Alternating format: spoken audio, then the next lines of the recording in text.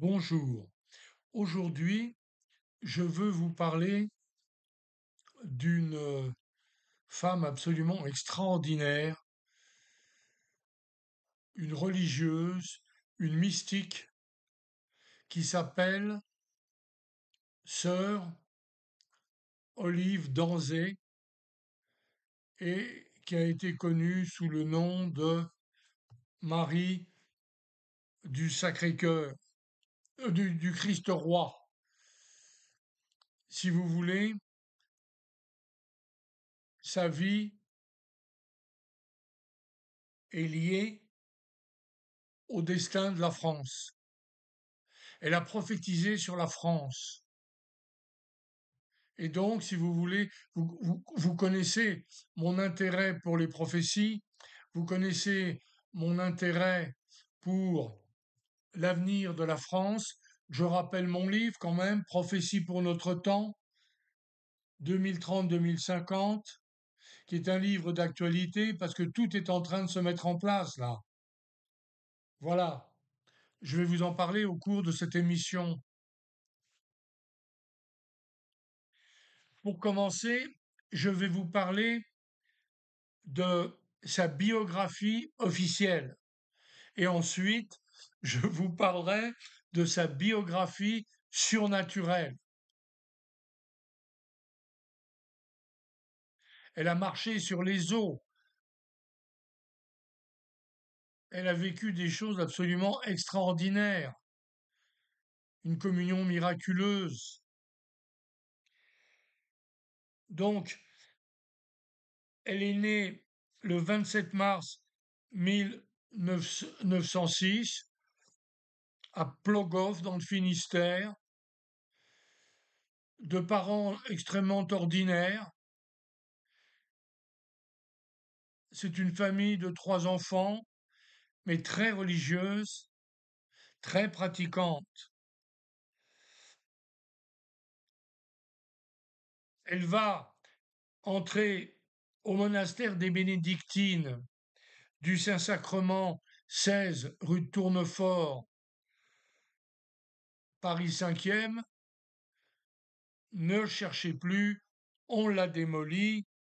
Je vous en parlerai dans les minutes qui viennent.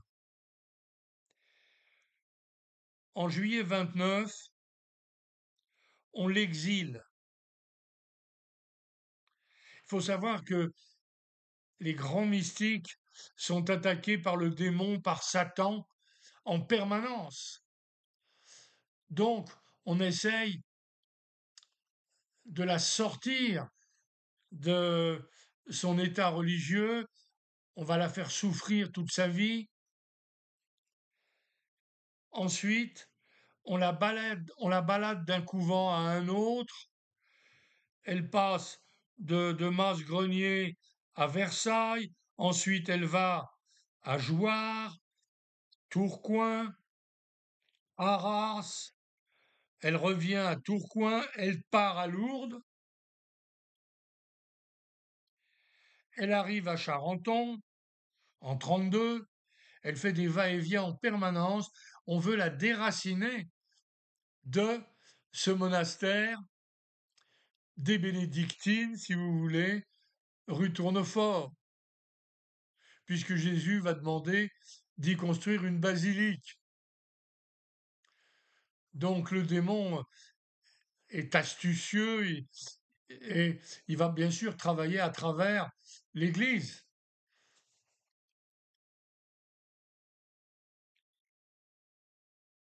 Alors elle revient, comme je vous ai dit, elle revient en 34. En 1934, elle revient au monastère des Bénédictines à Paris, dans le 5e. Ensuite, elle part en 41 pour une mission auprès du Saint-Père, accompagnée, si vous voulez, de la mère supérieure du monastère, du couvent.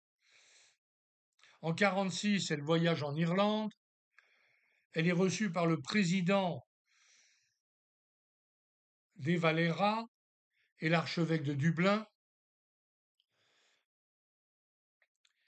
Elle fait un deuxième voyage en Irlande en 47, parce que l'Irlande va donner beaucoup d'argent pour construire ce monastère, qui sera construit, je vais vous en parler. De novembre 41 à fin 53, elle réside à Paris dans différents endroits. Elle est reçue par le pape Pie XII en personne. J'ai une photo de la réception à Castel Gandolfo et, bien entendu, elle fait des suppliques au pape Pie XII pour, si vous voulez, que son œuvre, que l'œuvre demandée par le Christ roi, aboutisse vraiment. Ensuite, début 54, elle va s'installer à Aguet, près de Fréjus, dans le sud de la France. En 58, elle arrive dans le bourg de Plogoff, où le curé lui trouve un petit logement. Et le 2 mai 1968, elle décède à Plogoff, donc, et elle est inhumée au cimetière de Plogoff. Mais le Christ va lui dire, à travers ses communications, elle le voit, mais un peu comme Maria Valtorta voit Jésus, comme Sainte Catherine Emmerich voyait le Christ, etc. Le Christ va lui dire non, non, tu auras deux tombes, tu en auras une à Plogoff, mais en fait, tu seras enterré à Paris dans, dans la basilique du Christ roi qui sera reconstruite. Alors, il y a plein de choses qui lui arrivent. Elle va se promener avec son père dans la baie des Trépassés et elle marche sur l'eau. Son père la voit disparaître, mais elle trouve trois objets intéressants qui touchent bien sûr à l'arrivée du grand monarque, dont j'ai parlé dans mes livres et j'ai encore parlé dans mon livre Prophétie pour notre temps que je vous ai présenté là. Elle trouve des armoiries de Bretagne comme des objets. Et puis elle trouve aussi le sceau du roi de Bretagne. Donc c'est un cachet, si vous voulez, c'est le cachet qui permet, avec de la cire, de tamponner un document, et une fleur de lys en métal, en bois. On ne sait pas vraiment. Ces objets ont existé, puisque la mère supérieure en parle dans ses correspondances et dans ses mémoires. Elle a dû ramener les objets à Paris. Sœur Olive a dû ramener les objets dans la communauté.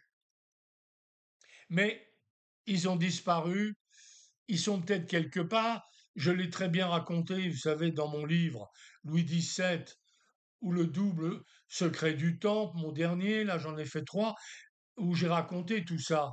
Il y a une cassette, enfin il y a plein de choses. Je ne vais pas raconter tout ça aujourd'hui, puisque je l'ai raconté dans des émissions et dans des livres. Je vais vous dire qu'aujourd'hui, je fais cette émission parce que je suis, comment dirais-je, inspiré.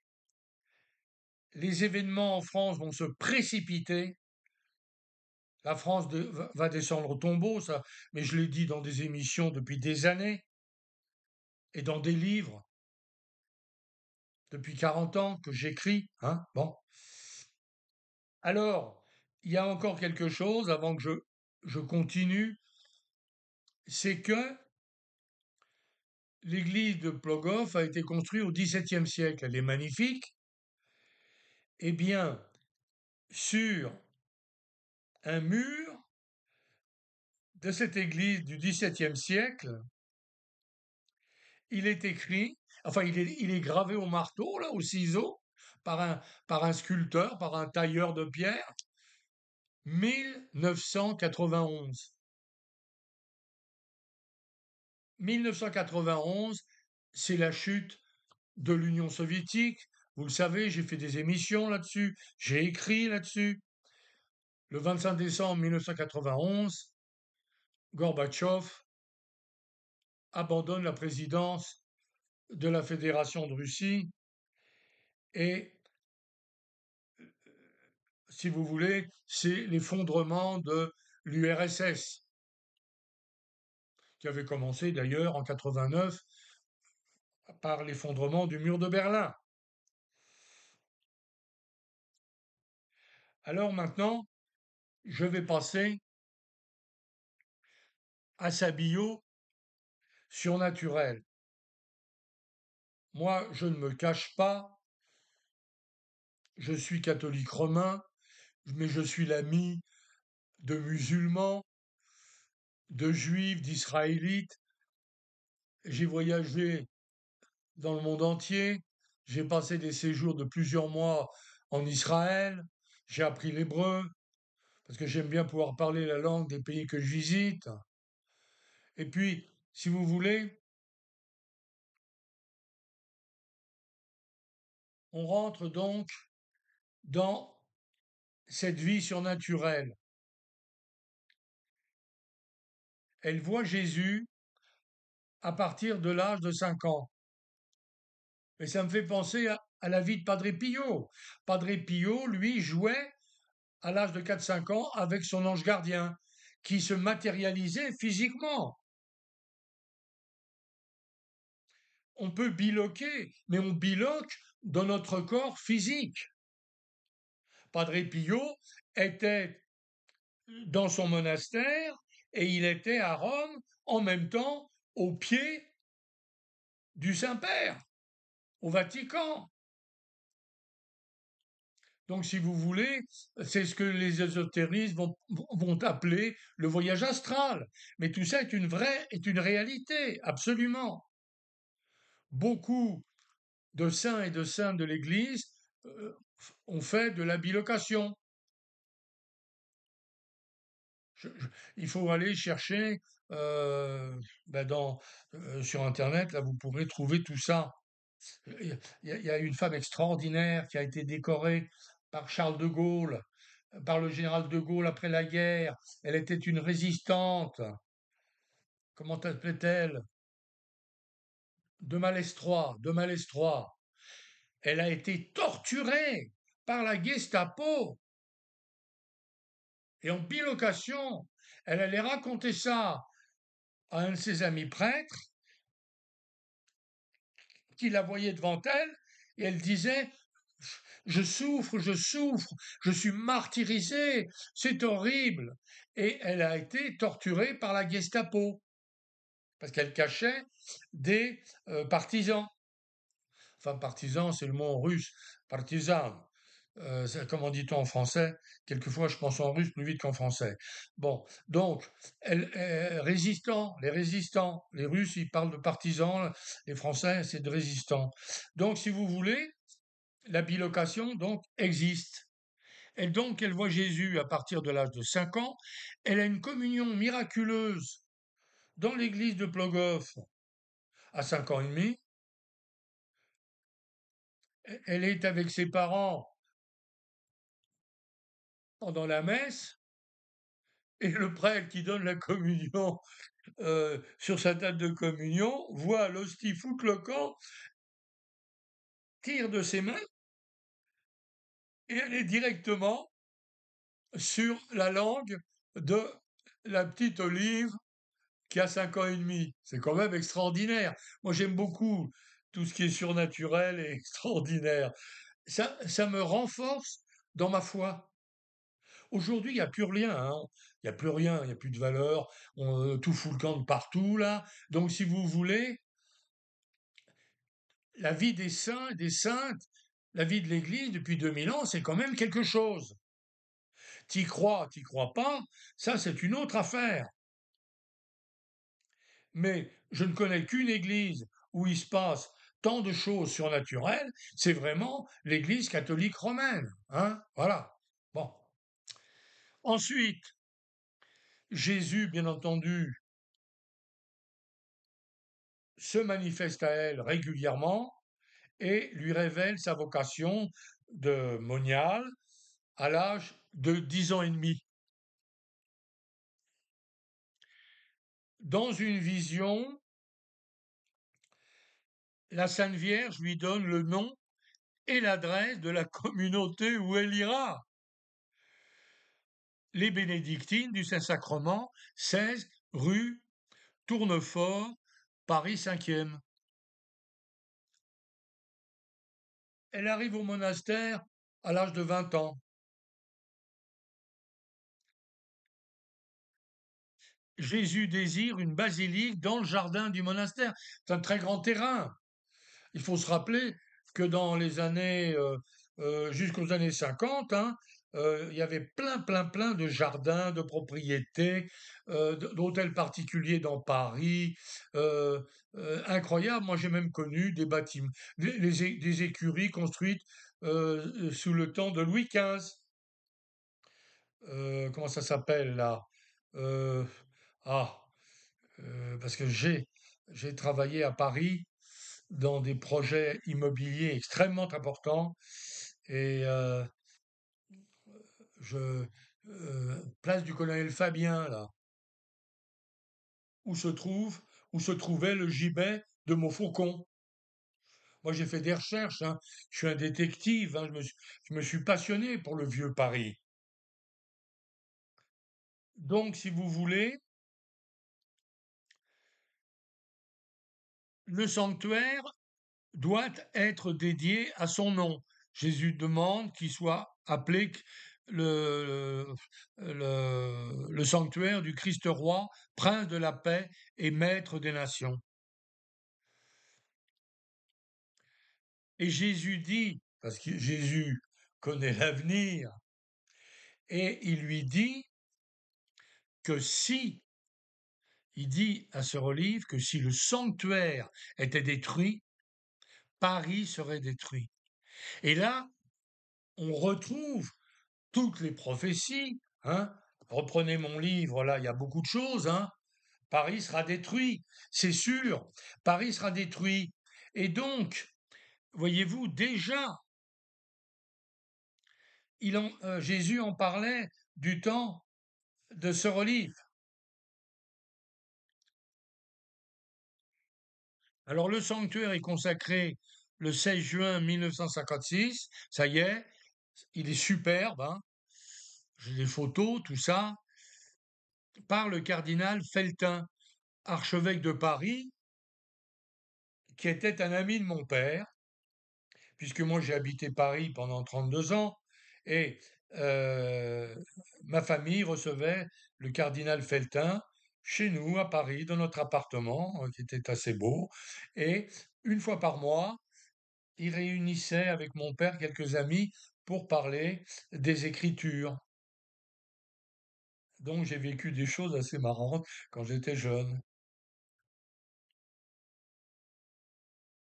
Le sanctuaire est vendu à des promoteurs immobiliers et démoli en février 1977 contre tous les avis des, des archevêques, des cardinaux qui avaient donné leur accord pour qu'on construise cette basilique.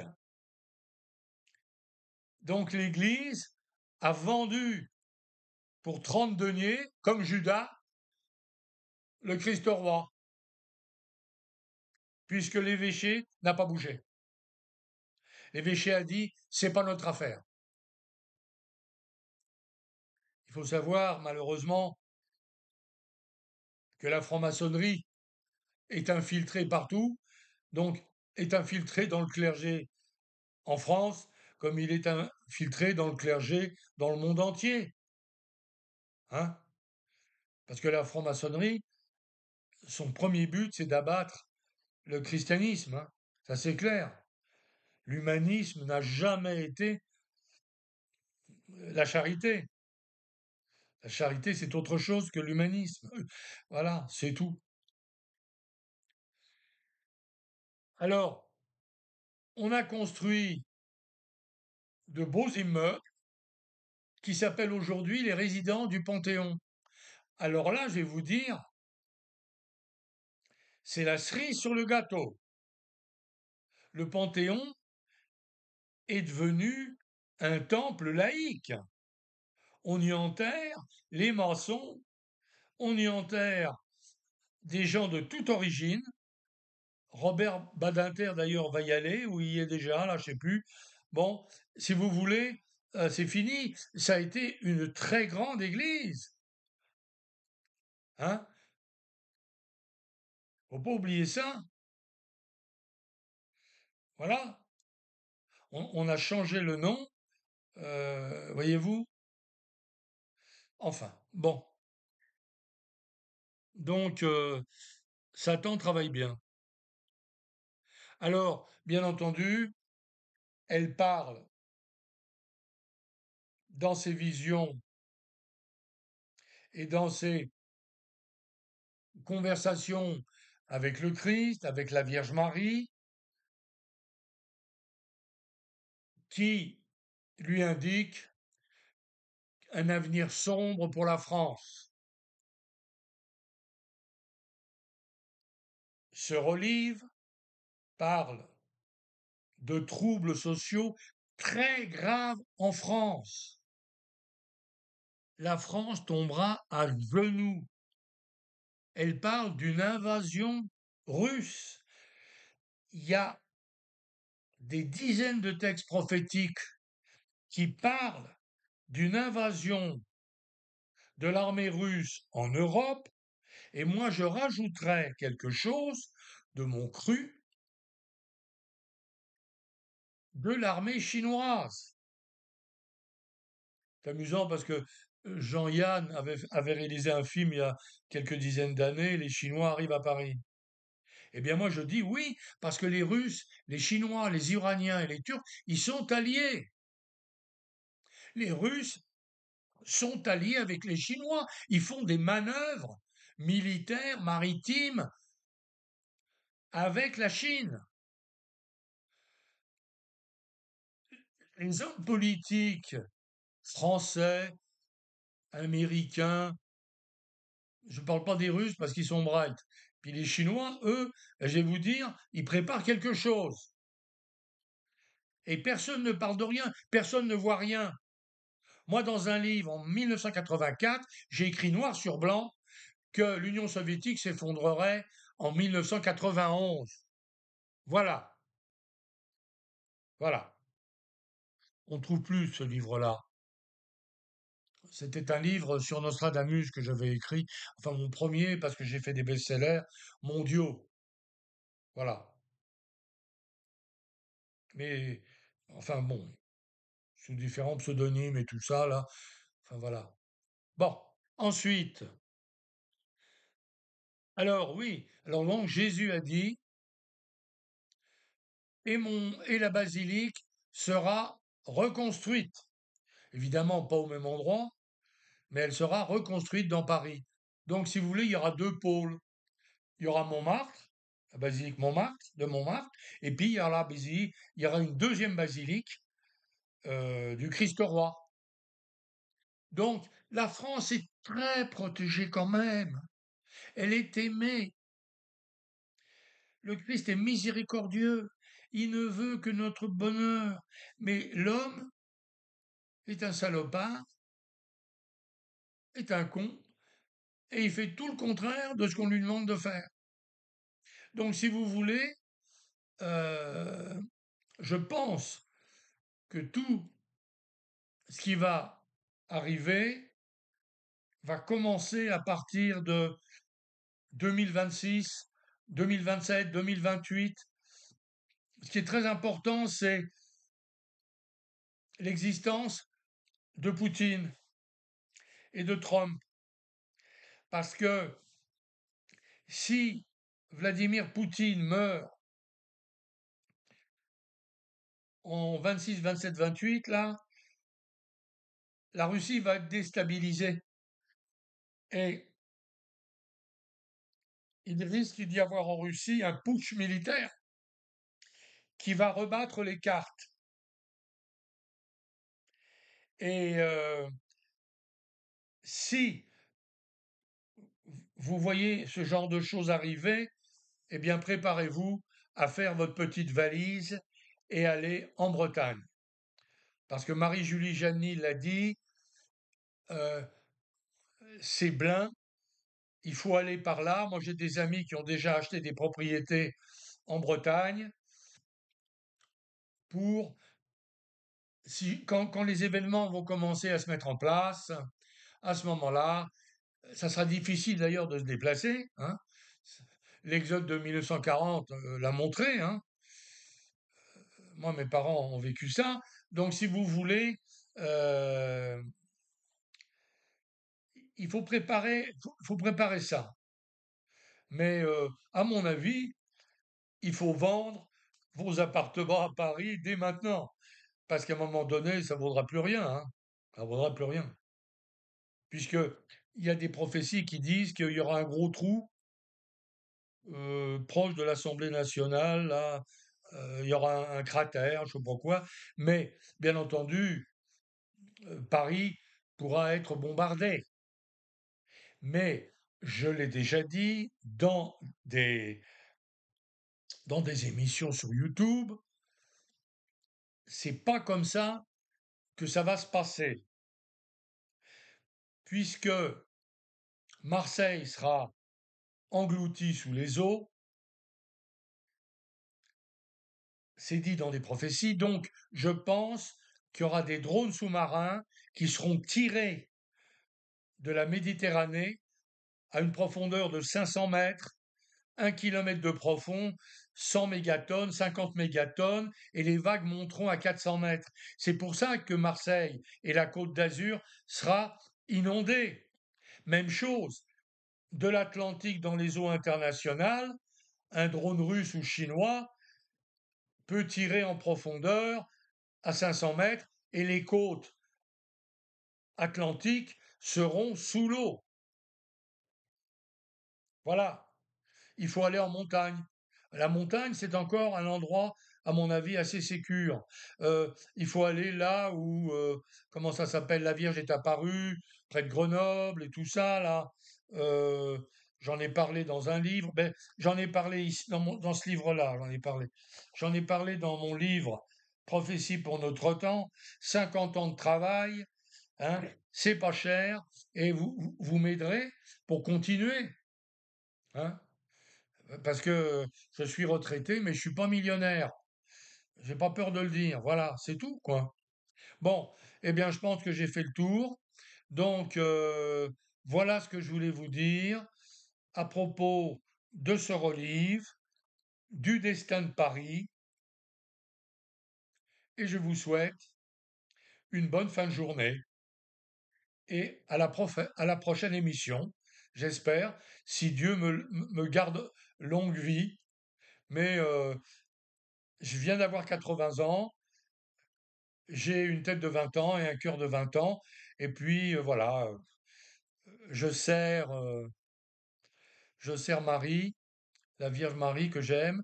Et puis voilà, donc à bientôt pour d'autres choses, pour d'autres émissions, quand j'en aurai l'intuition. Mais tout se rapproche là. Voilà. À bientôt. Bye.